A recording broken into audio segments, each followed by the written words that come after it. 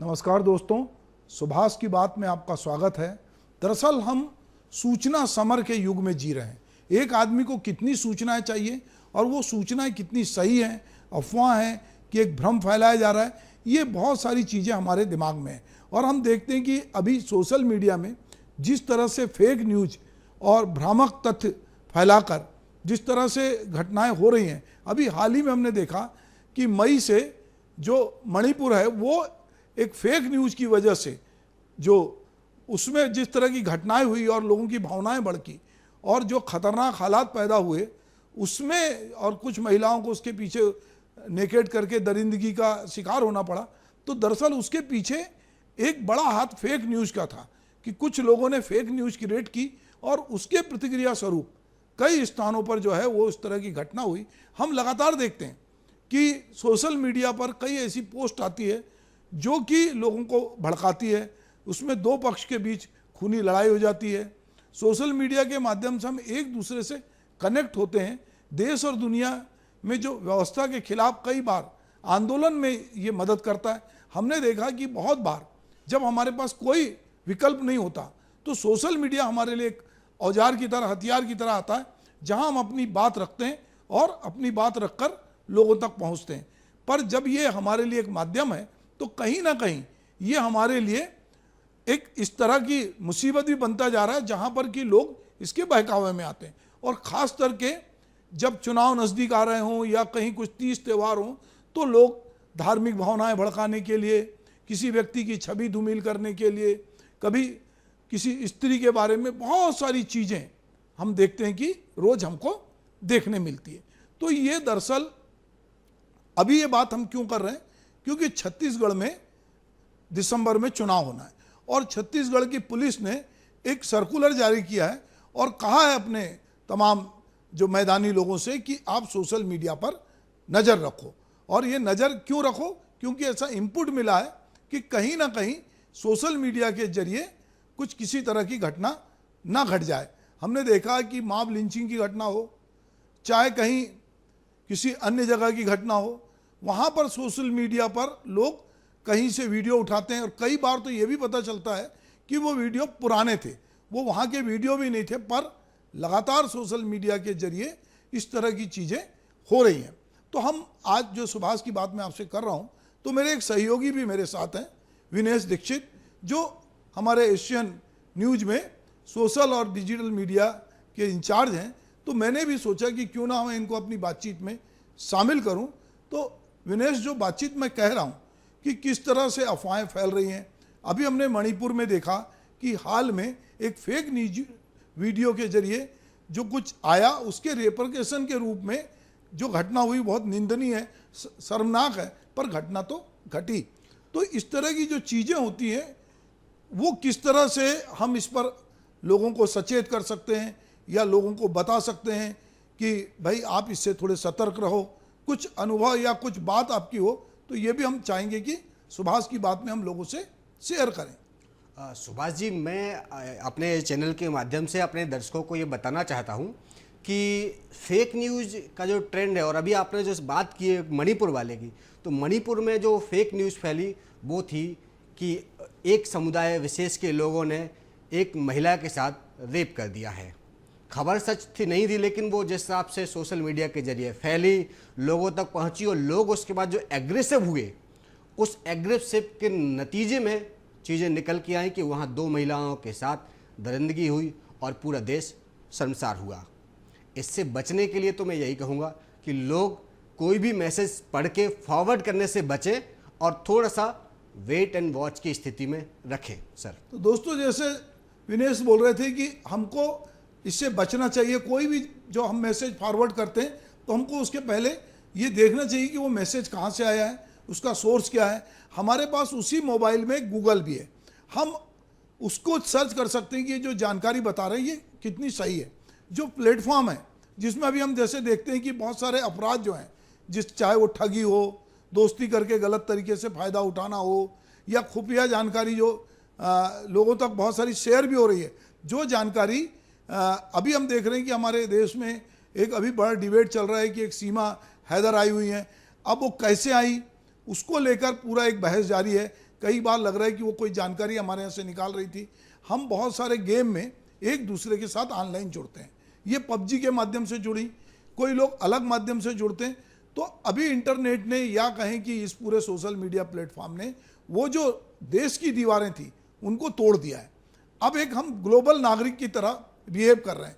तो हम एक ग्लोबल नागरिक की तरह जब बिहेव कर रहे हैं और हम वर्चुअल दुनिया से जुड़े हैं, तो ऐसे में बहुत बार ठगी होने का या चीटिंग होने का या गलत जानकारी जो होती है उसकी हम शिकार होते हैं। तो जैसे कि मैंने अभी पहले आपसे कहा कि छत्तीसगढ़ में आने वाले चुनावी माहौल के बीच हिंसा भड़काई जा सकती है और इसके खुफिया जो इंटेलिजेंस को इसके इनपुट मिले। इस मामले में गंभीरता से लेते हुए सभी जिले के एसपी को सोशल मीडिया मॉनिटरिंग सेल बनाने के लिए कहा गया है। पुलिस हेडक्वार्टर की स्पेशल ब्रांच ने पाया कि सोशल मीडिया के जरिए प्रदेश में हिंसा भड़काने के प्रयास हो सकते हैं।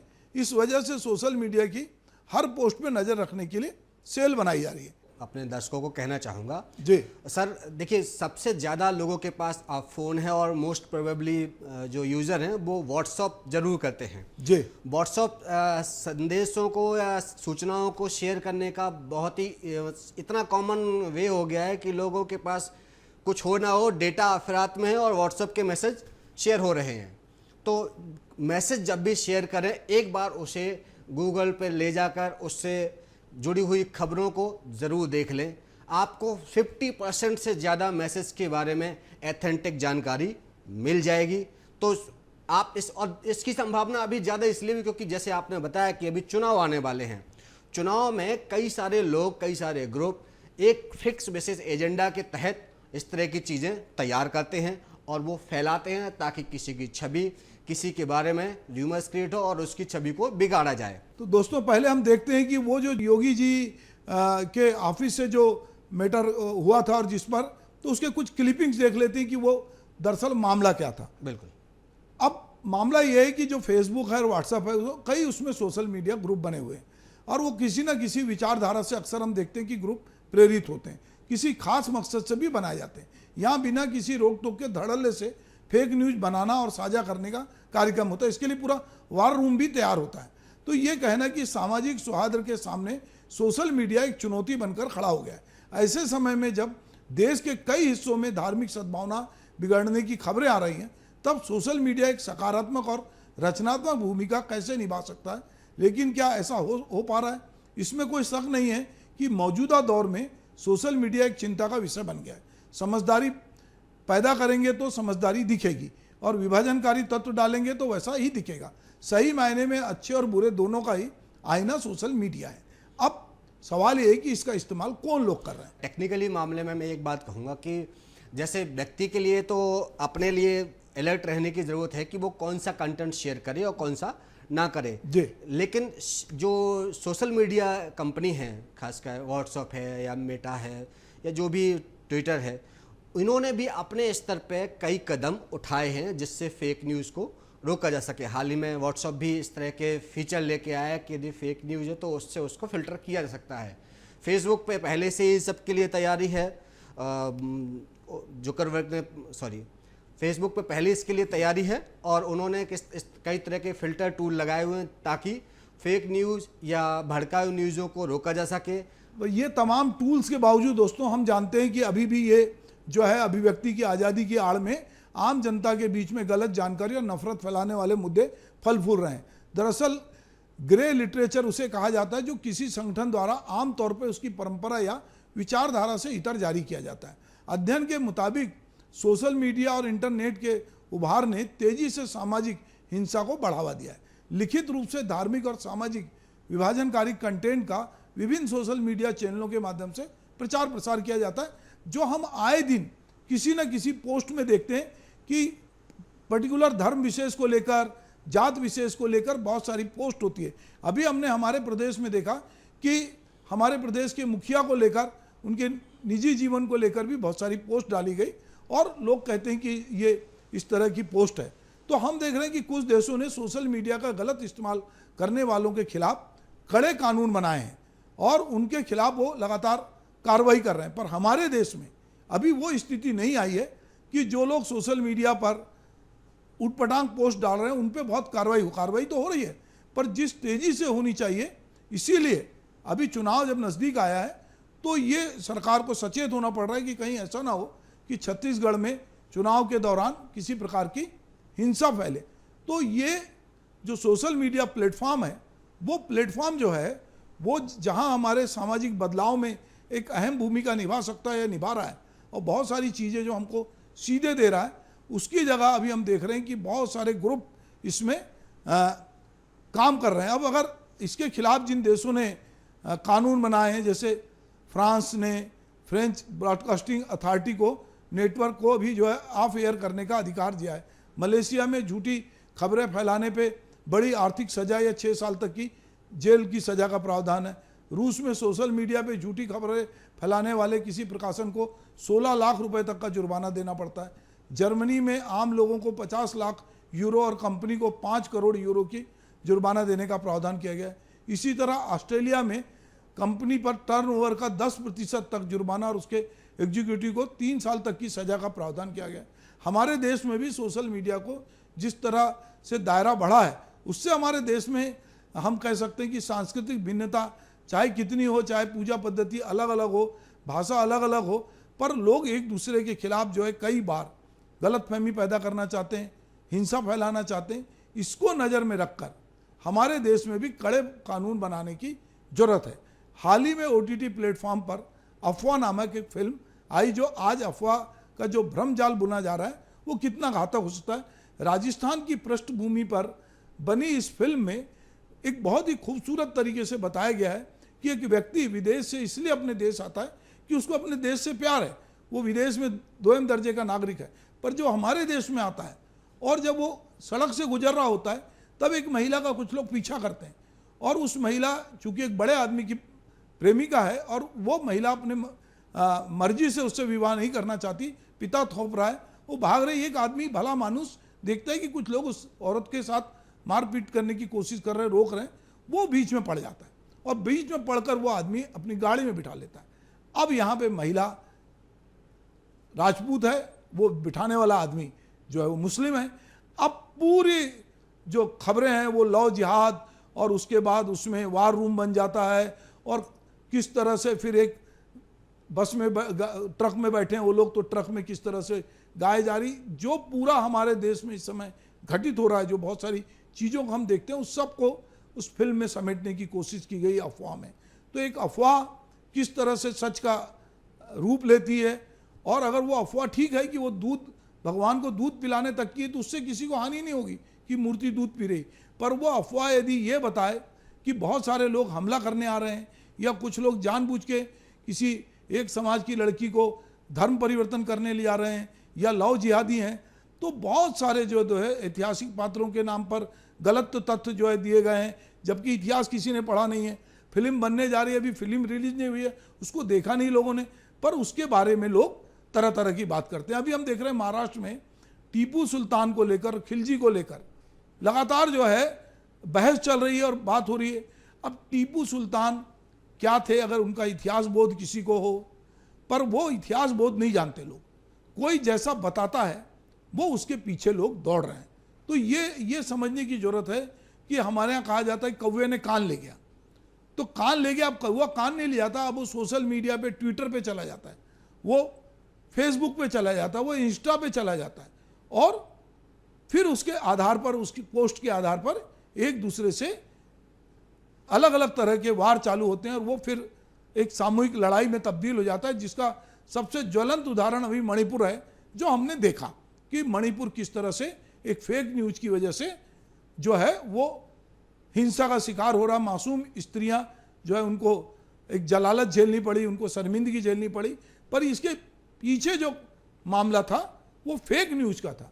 तो हम सबको ये बात देखना है कि सूचनाओं से अफवाह के भ्रम जाल तक जो कुछ रचा जाला है, उस रचे को हम उससे कैसे बचेंगे, फेक न्यूज से हम कैसे निपटेंगे। जैसे मेरे साथी अभी आपसे मेरी बातचीत में वो कुछ शेयर कर रहे थे कि हम किस तरह बच सकते हैं और हम क्या क्या कर सकते हैं, कि हम इसके बिना रह तो नहीं सकते। अब हमारे जीवन में सोशल मीडिया का इतना हस्तक्षेप हो गया है कि हम उससे किनारा तो नहीं कर सकते, पर हम सावधानी जरूर बरत सकते हैं। सर एक बात और मैं अभी बीच में कहना चाहूँगा जी कि देखिए यूट्यूब आजकल बहुत बड़ा माध्यम है वीडियो को शेयर करने का, क्योंकि खबरें व्हाट्सएप पे यदि कंटेंट के तौर पर फ्लो होती हैं तो उनका असर ज़्यादा नहीं होता जितना कि एक वीडियो यदि एक 20 सेकंड की क्लिप भी यदि वायरल हो जाती है तो वो असर डालती है। तो हमें इसके लिए यूट्यूब ने जो कदम उठाए हैं उसमें ये कि है कि कोई भी वीडियो यदि अपलोड आप करते हैं तो उसका एआई सिस्टम इस चीज़ को फिल्टर करता है कि वीडियो किससे जुड़ा है, क्या हिंसा से जुड़ा है, आगजनी से जुड़ा है, दंगों से जुड़ा है। उसकी बाकायदा यूट्यूब ने कैटेगरी डिसाइड कर रखी है। यदि उस कैटेगरी से बाहर कोई वीडियो पोस्ट होता है तो यूट्यूब अपने आप ही उसे बाहर हटा देता है, उसका फिल्टर सिस्टम उसे बाहर कर देता है और वो व्यूअर्स में नहीं आता है। ये तो ठीक है दोस्तों, YouTube ये करेगा, पर आपको हमको सबको ये सोचना पड़ेगा कि हम किसी लोगों के टूल किट या उसके हैंडलर या प्रचारक के रूप में क्या हमारा इस्तेमाल हो रहा है। क्या वो हमको कहीं फंसा तो नहीं रहे कि आधी अधूरी जानकारी देकर, हमारे आधी अधूरी समझ या हमारे ज्ञान को समझकर वो हमारे साथ सुबह से एजेंडा तय तो नहीं कर रहे हैं, वो अपने एजेंडे में हमको तो नहीं घेर रहे हैं, कहीं हम उनके हाथों खिलौना तो नहीं बन रहे हैं। ये समझने की जरूरत है। आप बहुत इनोसेंट तरीके से ये नहीं कह सकते साहब मुझे तो नहीं मालूम था, मेरे पास तो पोस्ट आई और मैंने फॉरवर्ड कर दिया।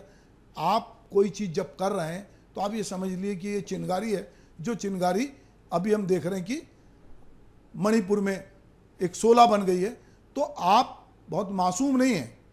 आप यदि कोई भी पोस्ट को बिना समझे जाने फॉरवर्ड कर रहे हैं और उसके तरह अपना माइंड सेट बना रहे हैं, आप उसको चेक नहीं कर रहे हैं, उसके फैक्ट को चेक नहीं कर रहे हैं, तो निश्चित रूप से आप एक भ्रम जाल में फंस रहे हैं और लोग चाहते हैं कि आप इसमें उलझे रहें।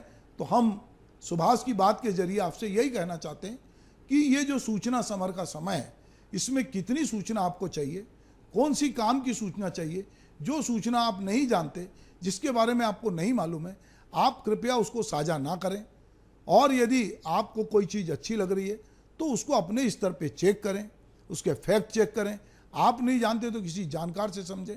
पर यदि आप जानबूझकर ये कर रहे हैं, कुछ लोग जानबूझ के भी करते हैं, एक समुदाय से दूसरे समुदाय को लड़ाने, एक वर्ग से दूसरे वर्ग को लड़ाने, एक राजनीतिक दल से दूसरे राजनीतिक दल को लड़ाने, तो बहुत बार फेक वीडियो भी आते हैं, फेक खबरें भी आती हैं, पर कुछ सही खबरें भी आती हैं। अभी हमने हाल ही में देखा कि मध्य प्रदेश के एक बहुत ही खराब दर्दनाक खबर थी, एक बेशर्म माई थी जिस पर शर्मिंदगी हो पूरे समाज को कि एक आदमी किसी पे पेशाब कर रहा था।